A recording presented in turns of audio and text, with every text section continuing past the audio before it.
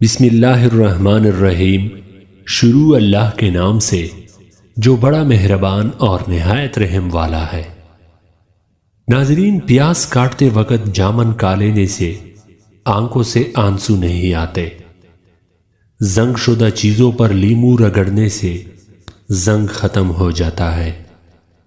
دانت میں اگر درد ہو تو کالی مرچ کو دانت پر رکھ کر چبانے سے دانت کا درد ختم ہو جاتا ہے۔ دودھ میں مکھن ملا کر کھانے سے انسان کی ہڈیاں مضبوط رہتی ہے۔ لسی پینے سے السر کی بیماری ختم ہو جاتی ہے۔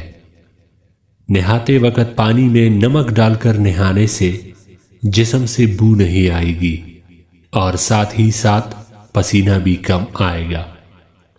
معدے میں تیزابیت، جلن یا منہ میں چالے پڑے ہو تو ابلے ہوئے چاول کھایا کرے۔ گائے کا دودھ پیا کرو، کینسر سے بچاتا ہے۔ ٹہنوں کو طاقت دینے اور قوت باہ کو بڑھانا ہے تو مہینے میں 4 بار بکری کے پائیں کھا لیا کرے۔ نہار منہ ادرک اور لیمو کا رس پانی میں شامل کر کے پی لیا کرو۔ بوڑھے ہو جاؤ گے لیکن موٹاپا نہیں آئے گا اور آپ کا چہرہ جوان دکھائی دینے لگے گا۔ مسواک جب بھی کرے تو زمین پر مت رکھے، کیونکہ مسواک کو زمین پر رکھنے والا انسان جنون جیسے مرض میں مبتلا ہو سکتا ہے۔ رات کے وقت چائے پی کر نہیں سونا چاہیے، کیونکہ اس سے آپ کو پیشاب کا انفیکشن ہو سکتا ہے۔ اگر دل کی بیماری سے بچنا چاہتے ہیں تو ناشتے کے ساتھ پیاز ضرور کھایا کرے۔ لہسن نمک دونوں کو مکس کر کے دانتوں پر لگاؤ، دانت دودھ جیسے سفید ہو جائیں گے۔ بخار کے مریض کے لیے سیب سے بہتر کوئی پھل نہیں۔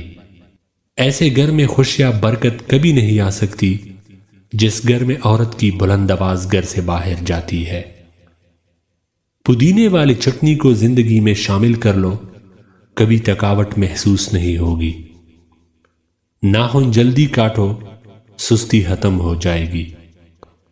تازہ مولی کو کھا لینے سے سستی دور ہو جائے گی۔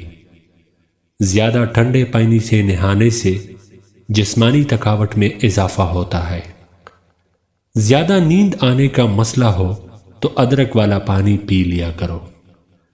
شلجم کچا کھایا کرو، دماغ تیز ہوگا۔ بغیر دودھ کے چائے موٹاپا کم کرتی ہے۔ اگر آپ کے کان میں پانی چلا جاتا ہے تو منہ پر ہاتھ رکھ کر زور سے پھونک مارے، کان سے پانی باہر نکل آئے گا۔ چہرے پر ٹماٹر کا پیسٹ لگاؤ، چہرہ پھول کی طرح نکھر جائے گا۔ ابلے ہوئے انڈے والا پانی بچوں کو پلا دے تو بچہ جلدی بولنے لگتا ہے۔ روزانہ مسواک کرنے کی عادت بنا لو، آپ کو کبھی منہ کی کینسر کی بیماری نہیں ہوگی۔